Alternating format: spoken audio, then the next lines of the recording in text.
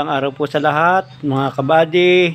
Ayan, alis na po tayo mga kabady. So, dadahin natin po kay Tatay Roberto yung kanyang paunang pangangailangan. Ating pong isosurprise siya ngayon kung naandun po siya.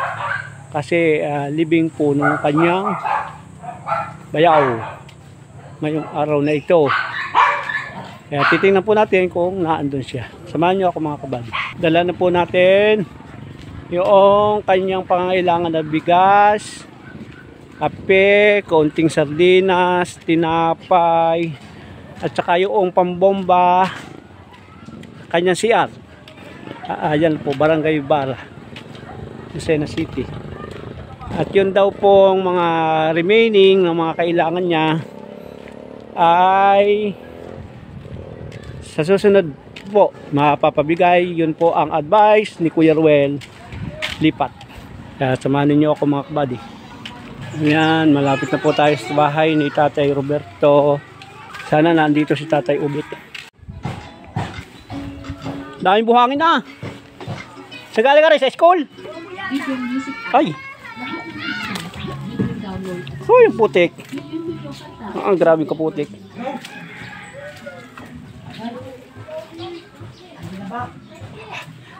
Kuya Ubit.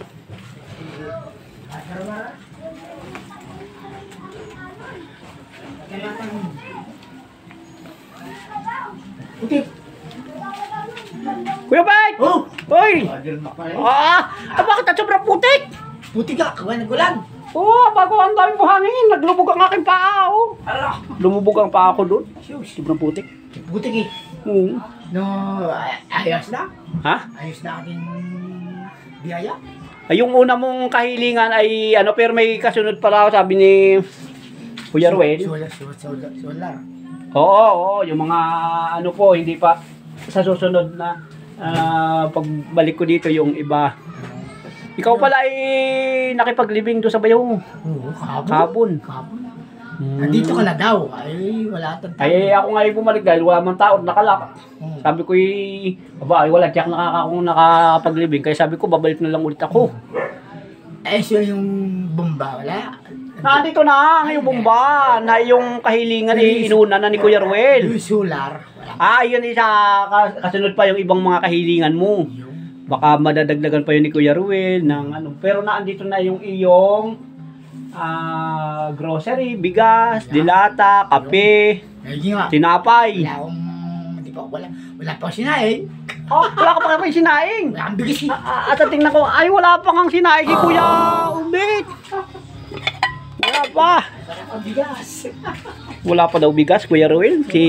Buti na lang, may biyaya ka. Pasalamat ka kay Kuya Ruel sa kanyang mga, maraming tinutulungan talaga si Kuya Ruel. Ay, salamat. Kuya Ruel. Kasi bigyan mga biyaya. Ngayon na wala akong sinaing pa eh. Kuya Ruel Lipat. Tsaka sa inyong biyaya, binigay. Yan, pagpalain sila Pagpalain sila. Kaya siguro ay pinagpapala yung mga taong ganyan, Kuya Ruel. Yung drambot na binigyan mo na rin. Ha? Drambot binigyan mo na rin. Yung drambot ay yari na. Kahapon ay hindi ko pa nakikita si Tatay Silso. Yari na, napagawa na. Ayos na. Oo, napakaganda. Ayos sa matanda. Kaya lang, hindi ka naman makapagbangka. At kung ay hindi nakakakita, ikaw ay bulag. Ang kailangan mo, diyan ka lang sa bahay. Naghahakot lang gulay yun. Gulay nga. Baka niyog. May marami yan. Huwag mo namang ilalahat. Kalahati lang. Kalahati lang. Oo, para Tipid. Atay, kawaki.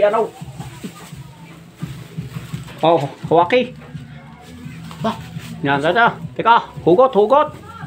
Hugot, yan. Yan.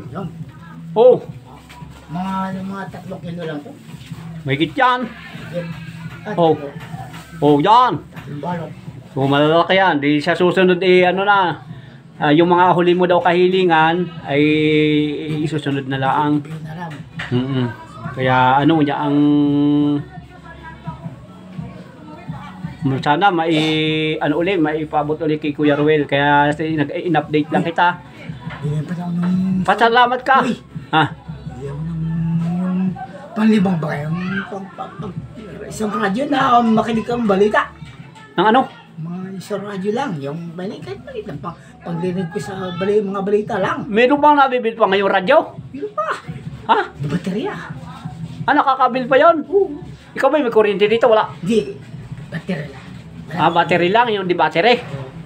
Ay, manawagan ka kay Kuya Ruel. Wala akong libangan eh, walang nagkikinig ng balita, gano'n. Ay di, sabihin mo kay Kuya Ruel. Kuya Ruel. Sabi, Well, Kuya Ruel, lipat. Kuya Lipat, gusto kong makarepis sa inyo. Na ako ibigyan mo ng isang radyo na pampalibag sa akin. No, nakakaintindi man eh, gusto ko makarinig ng mga balita. Ay, kailangan bigyan mo ako ng isang radyong kahit anong malito ko ano, edi bigyan mo ako. Dito sa akin eh. Nainip ako. Kaya kailangan bigyan mo ako isang radyo lang. Radyo, isasama na daw sa solar. Oo, yan. Solar. Hmm. Ayan. Para may, ayun, nakakainip eh. Oo nga eh. Wala akong masusunggam ba? Eh di makakaluto ka na, Kuya Ubed. Ulo. Yan. Yun na po, natanggap na ni Kuya Ubed yung kanyang bomba, yung mga pagkain niya, kape, sardinas, tinapay, bigas. Ayan, salamat po Kuya Ruel sa patuloy niyong pagtulong sa ating mga kababayan na nangangailangan. Pagpalain kayo ng ating Panginoon sa kabutihan ninyong ginagawa. Alam na namin na si Lord na lang ang magbibigay ng gantimpala sa kanila. Ano Kuya Ubed? Oo. Ay, sige, pasalamat ka kay Kuya. Ano? Salamat kay Corribel. Salamat, brother. Ay, ngayon ako binigyan ng biyaya. Kasi, wala naman ang buhay. Ay di, salamat sa iyo. Dahil sa inyo, dahil binibigyan niyo ako ng biyaya. Tulong. Pasalamat ka rin kay Ate Percy, yung pinaka-secretary. Percy, salamat sa inyong isang binigay. Mga tulong mo na binibigay sa akin. Pagpalay ka ng Diyos sa iyong tutulungan. Amen! Ayan, maraming salamat po sa mga patuloy na pagkakawang gawa sa ating mga kababayan dito sa Pilipinas na hindi kayo hahanap ng kapalit. Yan ay kusang loob na ibinibigay ninyo sa ating mga kababayan, lalo na kay Kuya Ruel. Si Lord na ang bahalang magsukli sa inyong mga kabutihang ginagawa. Dito sa kami po ay instrumento lamang at tagapaghatid lang ng inyong mga pinaabot na tulong dito sa atin sa bansang Pilipinas, lalo na po dito sa Barangay Bara. So sa isang araw naman po ang papasyalan natin ay si Tatay Julio de Luna na may special child at si Ate Adelpa Portes na may anak ding isang special child na nabilhan natin ng wheelchair, yung dalawa, at ating kukumustahin. So Kuya Ubed, siguro sa susunod na buwan o sa susunod na pagbalik ko dito, yung iyong mga request. O yan. Oo. Ha? Salamat.